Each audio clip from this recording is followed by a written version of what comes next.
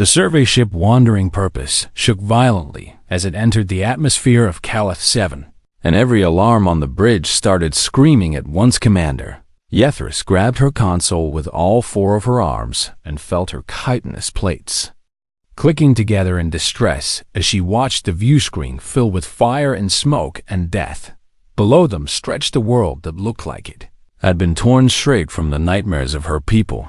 Rivers of glowing orange lava cut across the black landscape like wounds that would never heal, and mountains of ash and rock rose into a sky that burned with toxic clouds of yellow and brown. The air down there was poison, and the ground was fire, and everything about this place screamed one simple message to anyone foolish enough to come here: turn back now, turn back while you still can. This cannot be correct, Yethris said as she checked the navigation data for the third time. The distress beacon coordinates point directly to this location, but there must be some mistake. Behind her stood Tesseth, the Villani engineer, a being made of crystalline structures and soft blue light that flickered with anxiety as they processed the same impossible data.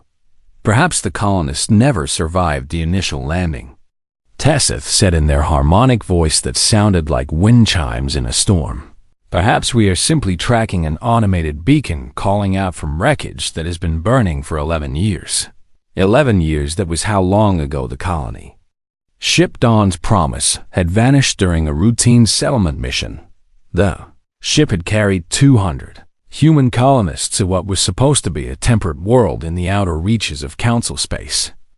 But something had gone wrong during Transita navigation error had sent them here instead to Calath 7, to this hellscape that the Galactic Council had classified as a Class 9 world on the Tessaric scale of habitability. Class 9 meant immediately lethal to all known forms of sentient life. Class 9 meant do not land under any circumstances. Class 9 meant death. And yet somehow a distress beacon had started transmitting from this world 8 years ago. And it was still transmitting today, which meant someone or something was still alive down there. Commander, the ship's computer announced in its calm synthetic voice. Surface temperature readings indicate an average of 412 degrees in the target zone, with atmospheric composition of 70% carbon dioxide and significant concentrations of sulfur dioxide and hydrogen sulfide. What about the acid content? Yethris asked, even though she did not want to know the answer. Precipitation in the target region consists primarily of sulfuric acid with a pH level of approximately 1.5. Acid rain. The sky literally rained a city. Yethris felt her stomach turn as she tried to imagine any living thing surviving in such conditions for 11 days, let alone 11 years. We should mark this as a recovery mission for remains only, she said quietly. There is no way anyone could have, said a voice from behind her, and Yethris turned to see Dr. Elena Vasquez leaning forward in her seat with her eyes fixed on the hellscape below. The human woman was studying the view screen with an expression that Yethris could not quite understand. It was not fear, it was not horror. If Yethris had to name the expression she saw on the human's face, she would have called it interest, maybe even excitement. That volcanic activity is pretty consistent, Elena said as she pulled up a geological overlay on her personal display. See how the lava flows follow predictable channels between those mountain ridges, and look at the timing between eruptions from that caldera in the north. She pointed at the screen with obvious enthusiasm.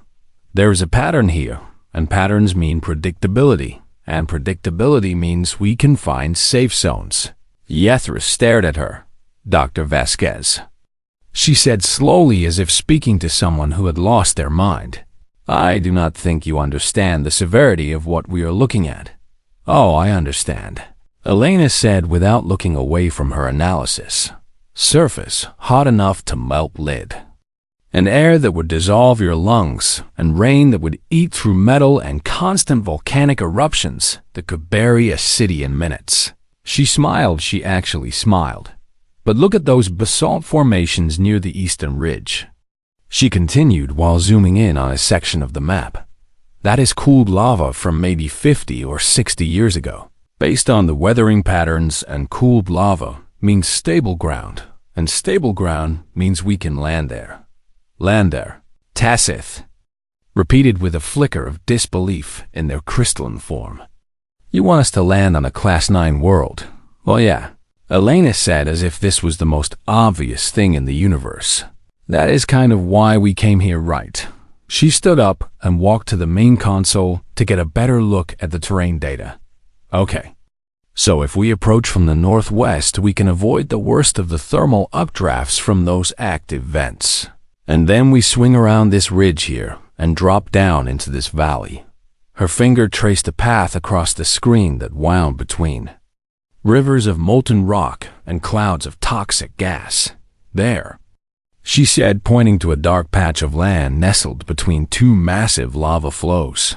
That is our landing zone, and we have maybe a 30-minute window before the western flow reaches it, but that should be plenty of time if we move fast. Yethris felt her mandibles clicking in disbelief. You want to land between two rivers of molten rock.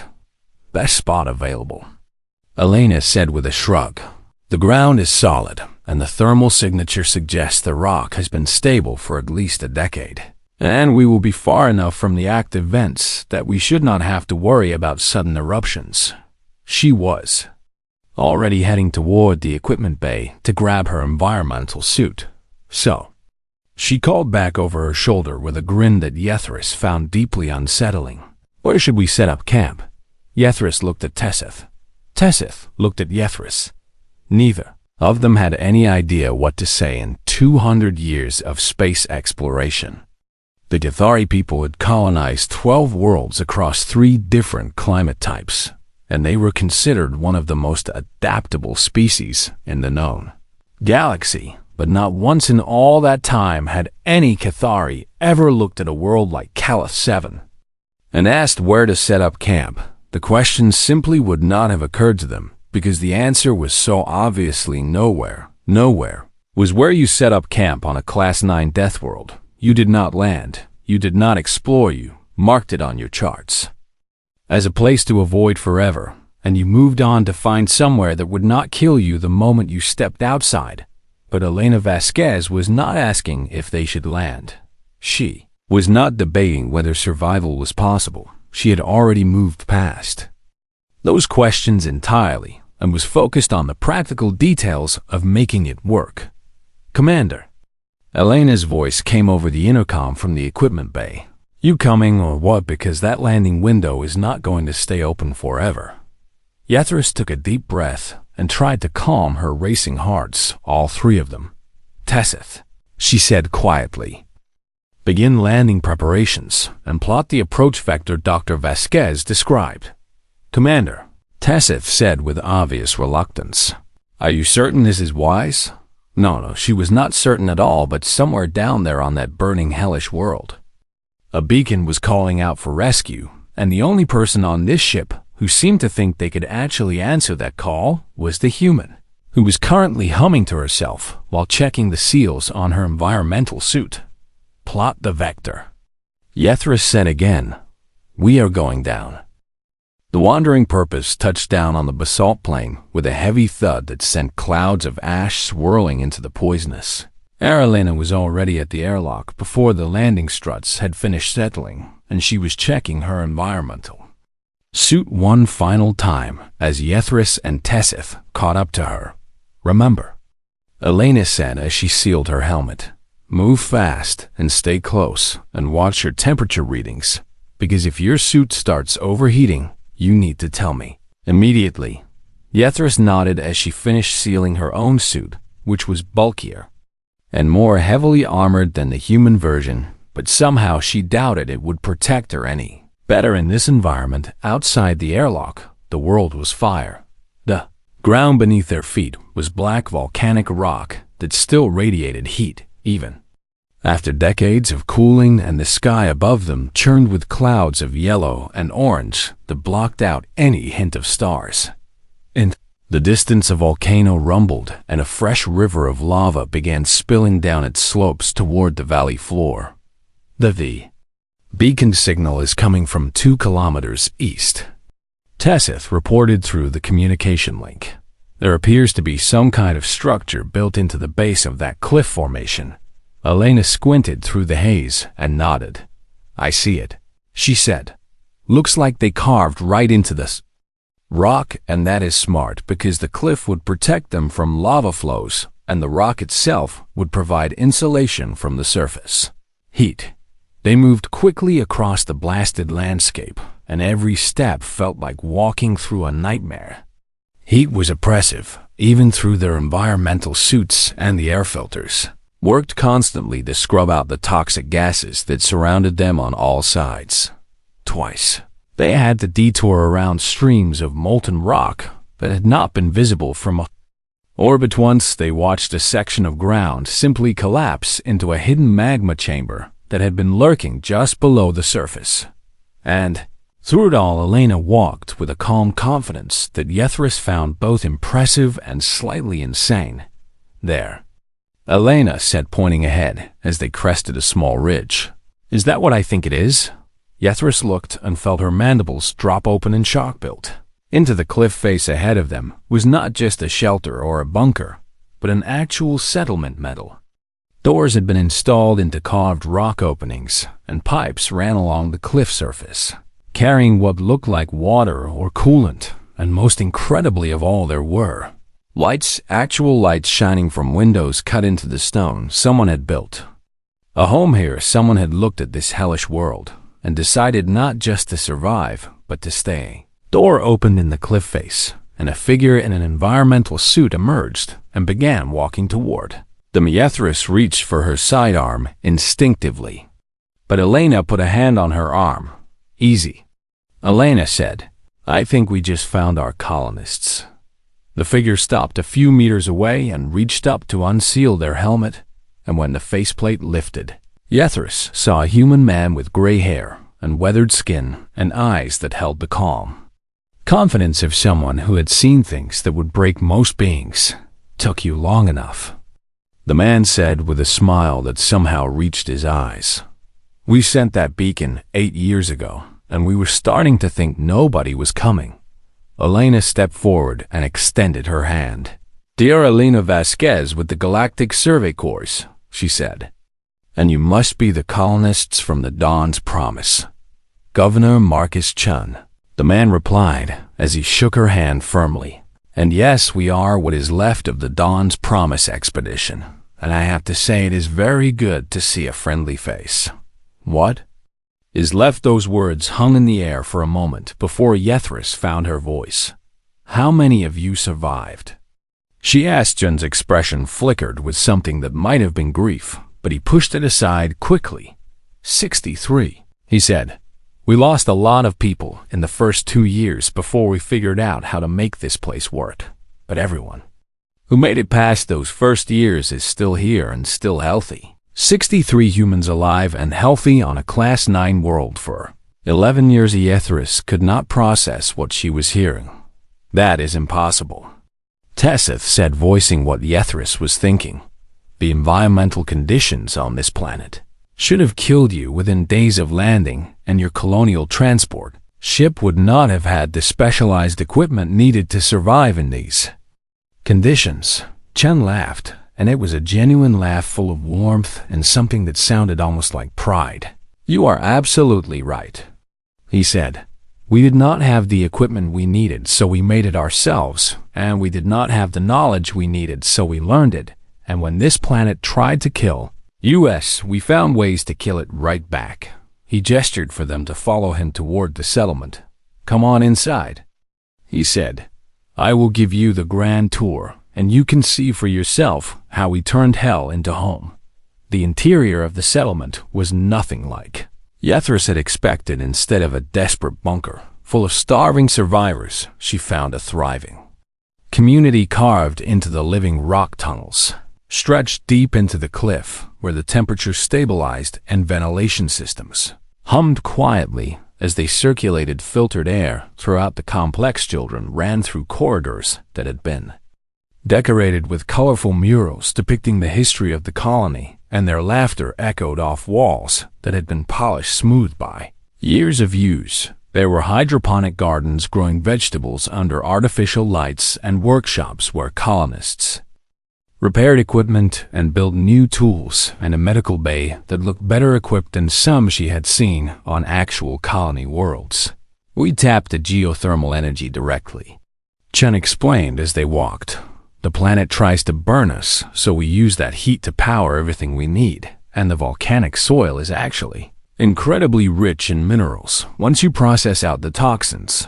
Elena had fallen into step with a woman named Adara Akonko, who was apparently the colony's chief engineer, and the two of them were deep in conversation about things like lava tube architecture and sulfur filtration systems. We actually harvest the acid rain, Adara was saying with obvious enthusiasm.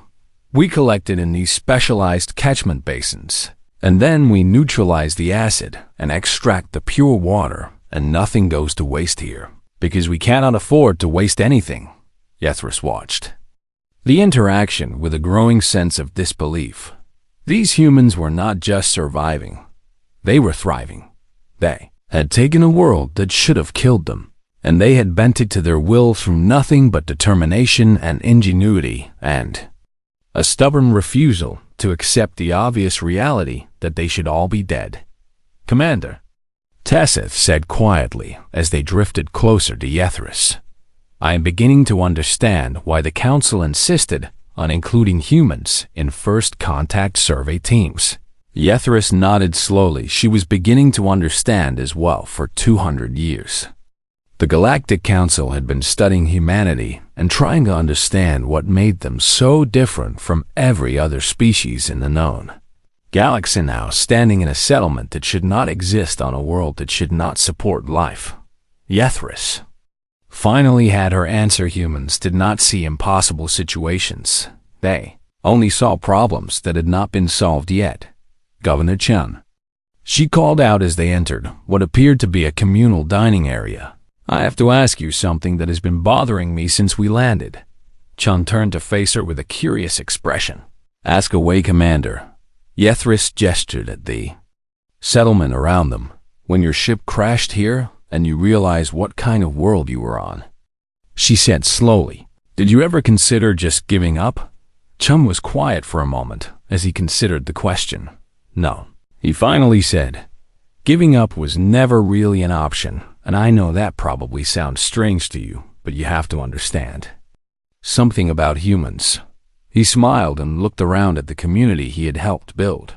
"We are really bad at knowing when to quit." The warning came on their third day in the settlement, when every screen in the colony suddenly flickered to life with flashing red alerts. Yethris was in the middle of interviewing one of the older colonists about their survival techniques when Governor Chun's voice crackled over the intercom system with a calm urgency that made her blood run cold. "All residents, this is Governor Chun, and we have a harvester incoming from the western quadrant with estimated arrival in 12 hours, so everyone knows the drill, and I want full compliance with harvest protocol starting immediately." Around her, the colonists began moving with practiced efficiency. Parents gathered their children and workers shut down non-essential systems, and everyone seemed to know exactly where they needed to be and what they needed to do. "What is a harvester?" Yethris asked the colonist she had been interviewing. The old woman's face grew serious. "The storms," she said simply. "The big ones that come twice a year and scour everything above ground clean down to the bedrock." She stood up and began securing her belongings. "You should find Governor Chun and figure out what to do with your ship, because if that thing is still on the surface when the harvester hits, there will not be anything left of it to salvage." Yethris found Elena and Tessith in the engineering section with Adara and several other colonists, all of them staring at a holographic display that showed the approaching storm. It was massive, a swirling cyclone of superheated gas and lightning that stretched across what looked like An entire continent, and it was moving toward them at 300 kilometers per hour. The wind speeds alone would tear your ship apart. Adara was saying as Yethris arrived, and that is before you factor in the temperature, which will be around 800 degrees at the storm's core, and the debris field, which includes volcanic rock and ash, traveling fast enough to puncture standard hull plating. Elena studied the display with narrowed eyes. How long until it reaches the ship's position? 6 hours. Adara replied. Maybe a little less if it picks up speed as it crosses the lava fields. And how long do we need to get the ship to a safe altitude above the storm? Tessith made a sound that might have been a sigh. 8 hours minimum for pre-flight preparations. They said, the Wandering Purpose is not designed for emergency launches, and there are system checks and engine warm-up procedures that cannot be skipped without risking catastrophic failure. Then we have a problem. Yethris said, because without the ship, this rescue mission becomes a one-way trip, and none of us will ever leave this planet. The room fell silent as everyone processed the implications. Elena, however, was still staring at the geological display with that look of focused concentration that Yethris was beginning to recognize. What about the maw? Elena asked. Suddenly everyone turned to look at her. What about it? Adara replied cautiously. Could we shelter the ship inside it until the storm passes? Governor? Chun had arrived at some point during the discussion, and now he stepped forward. With a troubled expression, the maw is a collapsed magma chamber about 3 kilometers north of here. He explained to Yethris and Tessith. It is large enough to hold a ship the size of yours, and the rock formations would provide protection from the storm.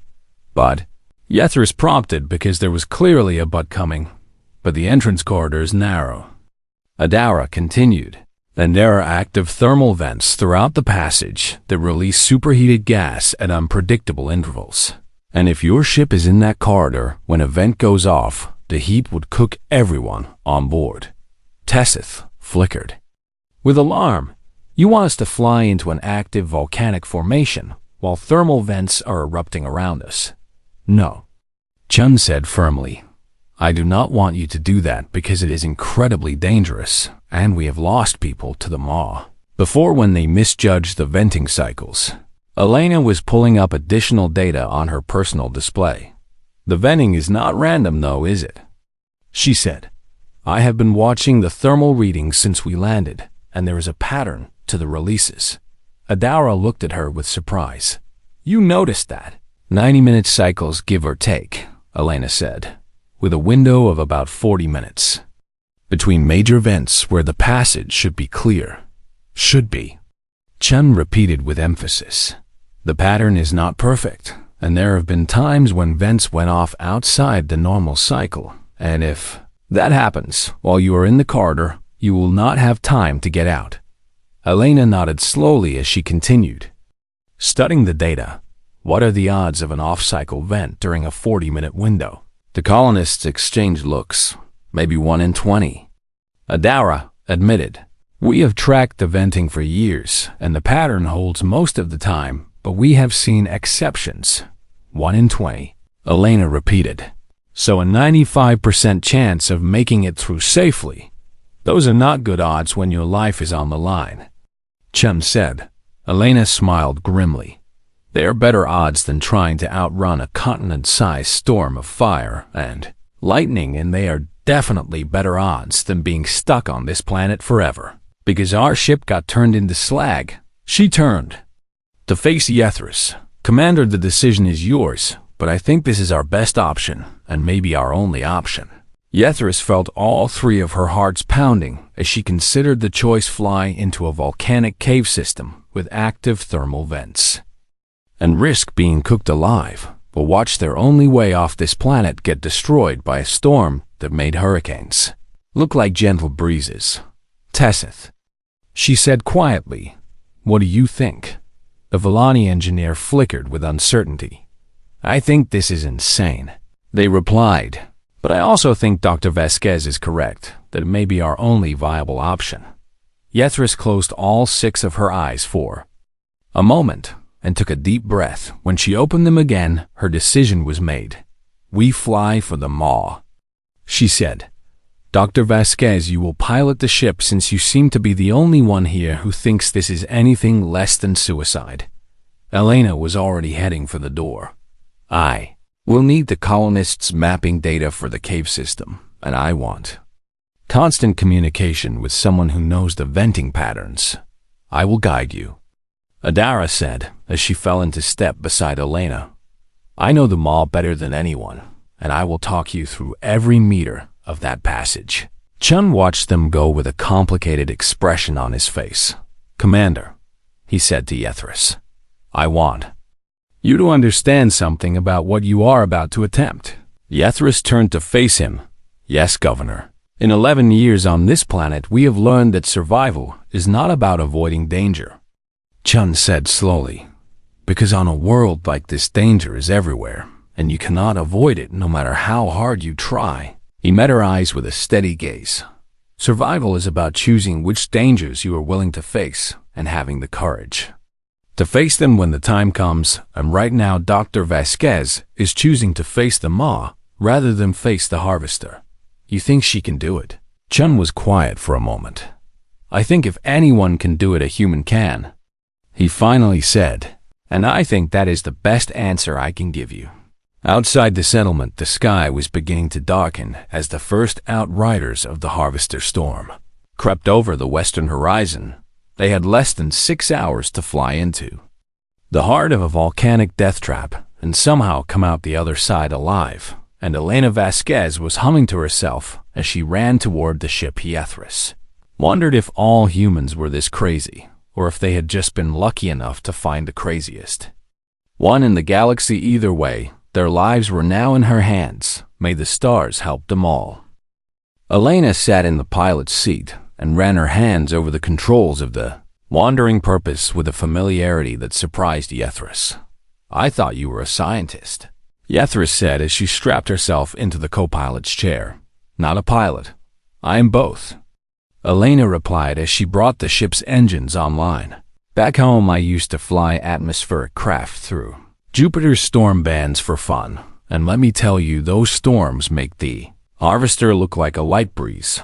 She was lying. Yethris was almost certain she was lying, but there was something about the calm confidence in Elena's voice that made Yethris want to believe her anyway. Behind them, Tessith had secured themselves to one of the rear stations and was quietly reciting mathematical proofs in their harmonic voice. "Is that prayer?" Elena asked without looking back. "It is the closest thing my people have to prayer," Tessith replied. "We find comfort in the certainty of mathematics when everything else is uncertain." Elena nodded. "Fair enough. Whatever gets you through, right?" The ship lifted off from the basalt plane and immediately began shaking as the first winds from the approaching harvester buffeted against the hull. Through the view screen, Yethris could see the storm front advancing across the landscape like a wall of fire and death, and she understood now why the colonists called it a harvester. It did not just destroy, it consumed everything in its path, would be scoured down to bare rock and fed into that swirling vortex of heat and lightning and fury. "Adara," Elena called over the communication link. "We are airborne and heading north toward the maw, so what is our status on the venting cycle?"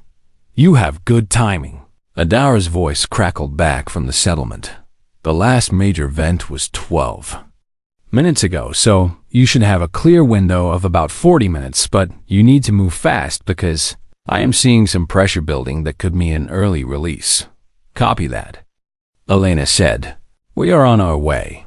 The ship screamed through the toxic atmosphere, and Elena flew with a skill that seemed impossible for someone who claimed to be a scientist first and a pilot. Second, she dodged thermal updrafts that would have sent the ship spinning out of control, and she navigated through clouds of volcanic ash without losing visibility, and she did it all while maintaining a running commentary on what she was doing and why. "See that plume ahead of us?" she said, pointing at a column of smoke rising from a vent below. "That is going to create a downdraft about 300 meters past it, so we need to come in high, and then drop fast once we clear the turbulence. Yethris gripped her restraints. As the ship lurched through the air, "How do you know these things?" she demanded. "Experience," Elena said with a grin. "When you grow up on a planet with weather that actually tries to kill you, then you learn to read the signs. Or you do not grow up at all." Ahead of them, the mall came into view. It was a massive opening in the side of a volcanic ridge with walls of black rock that glowed orange where magma still pulsed beneath the surface. Entrance corridor stretched into darkness, and somewhere in that darkness was either salvation or death.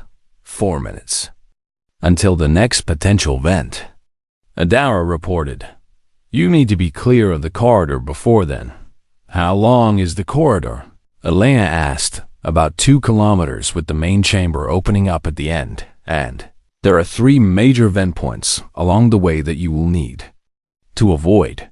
Elena studied the corridor ahead, and Yethris could see her calculating distances and angles and timing. "That is going to be tight," Elena said quietly. "Dr. Vasquez," Tessa said from the back of the ship.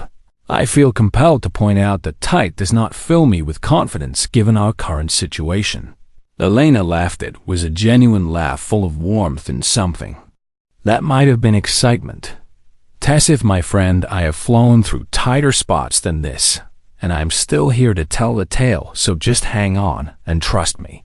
She pushed the throttle forward, and the ship dove toward the maw. The entrance swallowed them whole, and suddenly the view screen filled with nothing but rock and darkness and the glow of distant magma. Elena flew on instinct now because there was no time for careful calculation or second-guessing.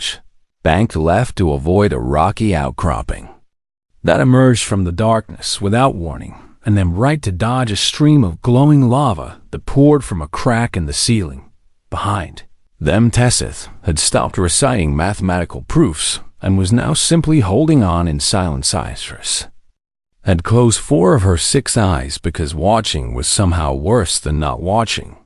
Only Elena seemed calm, more than calm. She seemed alive in a way that Yethris had never seen another being look before. This was what Elena was made for. This impossible, dangerous, ridiculous situation was exactly where she belonged. "First vent coming up," Adara called out.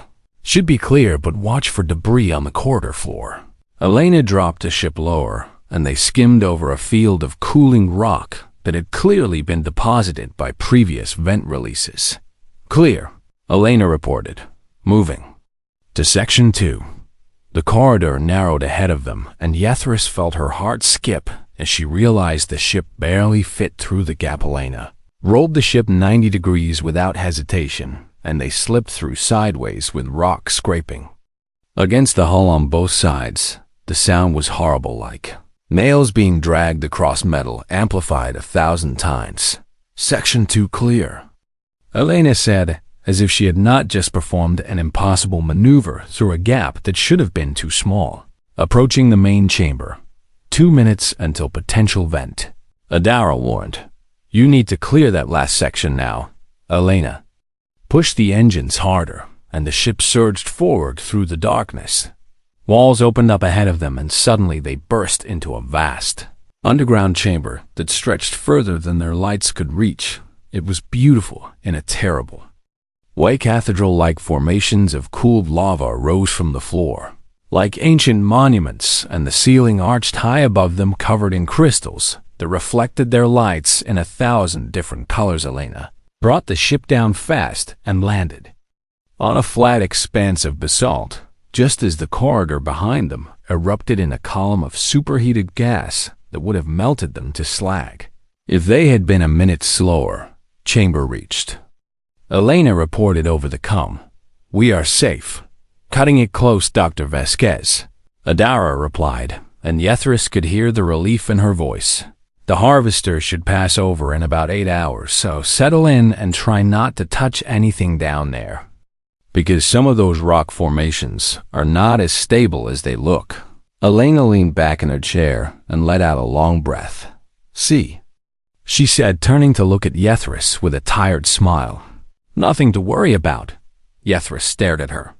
"You are insane," she said flatly. Probably, Elena agreed. But we are alive, and the ship is intact, and in 8 hours we can fly out of here and complete our mission, so I would call that a win. A win, Tessith said weakly from the back of the ship. She calls that a win. Elena laughed again and unbuckled her restraints. I'm going to check the hull for damage, she said as she headed for the airlock. Try to relax, Commander, because the hard part is over. Yethris watched her go and wondered how humans defined hard if what they had just survived was the easy part.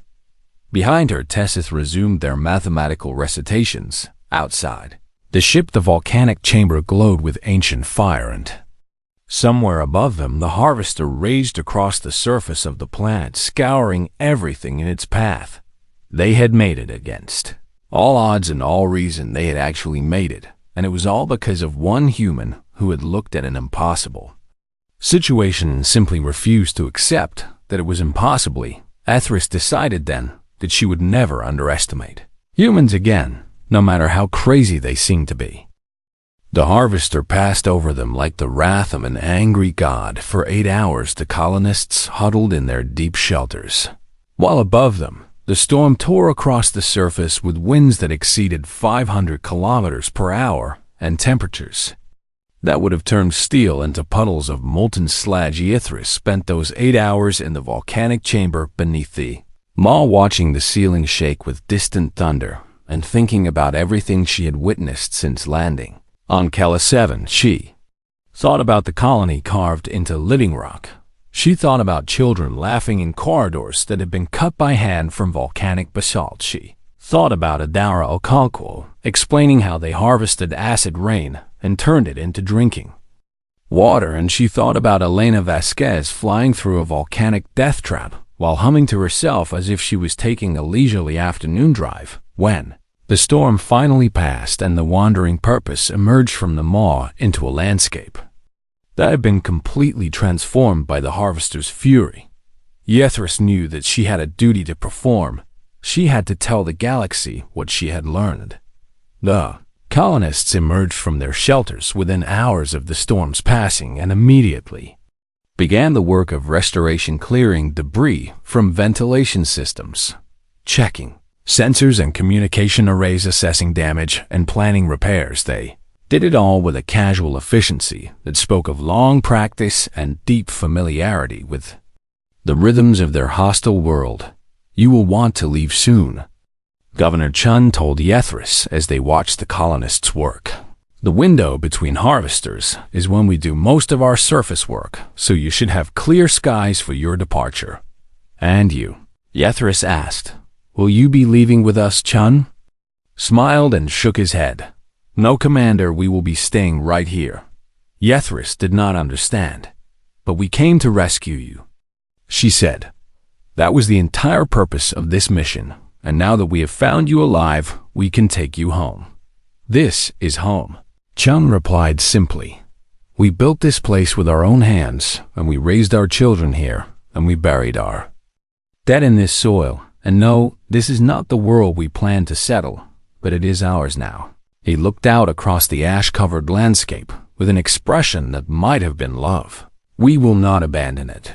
Some of the colonists did choose to leave 11 people in total, mostly older individuals who wanted to see Earth one more time before they died, and a few younger ones who dreamed of seeing the wider galaxy, but the rest stayed 62 humans who had made their home in hell and refused to give it up. Elena spent her final days in the colony, helping Adara upgrade their communication systems so they could maintain contact with the rest of civilization, and the two women became fast friends in the way that humans seemed to do whenever they found someone who shared their particular brand of stubborn creativity. You could stay, Adara said on the last day as Elena prepared to board the ship. We could always use another engineer, and you would fit right in here.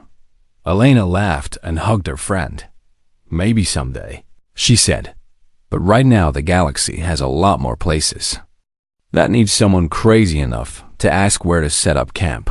The wandering purpose lifted off from Calath 7 under clear skies, and as Yethris watched the volcanic world shrink in the view screen. She began composing her report to the Galactic Council. It took her 3 days to write. She titled it on habitability assessments and what they failed to measure.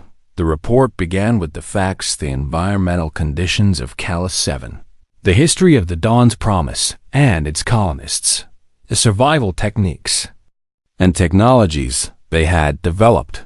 But then it moved beyond facts into something more important. It moved into understanding. For 200 years, Yethris wrote, the Council has classified worlds according to the tessaric scale of habitability, which measures environmental factors, like temperature and atmosphere and surface conditions to determine whether sentient life can survive in a given location. Callus 7 is rated Class 9 on this scale, which means immediately lethal to all known forms of sentient life. No species in Council records has ever successfully colonized a world above Class 6. Humans did not merely colonize Callus 7. They thrived. They built families and raised children and created art and developed technology and established traditions, and in every meaningful sense they made this death world into a home. When I asked Governor Chun why they did not abandon the colony when rescue seemed hopeless, he looked at me as though I had asked a very strange question. Abandon it, he said, and there was genuine confusion in his voice. We built it. It is ours. Yethris paused in her writing and looked across the bridge at Elena, who was running system diagnostics with the same focused attention she brought to everything she did. I have spent considerable time during this mission trying to understand what makes humans different from other species in the galaxy. Yethris continued writing, and I believe I have found the answer. It is not their physical capabilities, because by galactic standards, humans are fragile and short-lived and poorly adapted to most environments. It is not their technology, because human technology, while clever, is not significantly more advanced than that of other spacefaring species. It is their mindset. When Dr. Elena Vasquez was first confronted with the survey data for Callus 7, she did not ask if we could survive there. She asked where to set up camp. This distinction may seem minor, but I assure you it is not. Most species, when faced with a hostile environment, ask whether survival is possible. And if the answer seems to be no, they retreat and look for somewhere safer. Humans skip that question entirely. They assume survival is possible and move directly to planning how to achieve it. They do not see hostile environments as obstacles to be avoided. They see them as problems to be solved, and this is why humans spread so quickly across their region of space, colonizing worlds that other species dismissed as worthless. They do not seek paradise, they seek challenge. And when they find hell itself, they do not flee. They plant a flag and call it home. Yethris saved the report and sent it to the Council archives, where it would be read by leaders and scientists and historians across the galaxies. She did not know what effect her words would have. She did not know if anyone would truly understand what she was trying to say, but she hoped that somewhere out there someone would read her report and look at humanity with new eyes, because the galaxy was vast and full of dangers, and there were countless worlds that the Council had written off as uninhabitable. And now Yethris knew that all it took to transform a death world into a home was one human crazy enough to ask the right question. Not, can we survive here, but where should we set up camp? Elena looked up from her diagnostics and caught Yethris watching her. Something on your mind, Commander? She asked. Yethris thought about everything she had seen and everything she had learned and everything she now believed about this strange, persistent, impossible species. Just thinking about the future, she said finally. Lena smiled, that warm, confident smile that seemed to say nothing in the universe could ever truly defeat her. The future is going to be interesting, Elena said. I can feel it. Yethris believed her, because if there was one thing she had learned from this mission, it was that wherever humans went, interesting things tended to follow, and the galaxy would never be quite the same because of it. The wandering purpose sailed on through the stars, carrying its crew toward home, and behind them, Calais 7 continued to burn beneath its poisonous sky. But deep within the volcanic rock, 62 humans went about their lives in a settlement that should not exist on a world that should not support life. They were home and they were staying, because that was what humans did. Found hell, and they made it theirs, and nothing in the universe could stop them.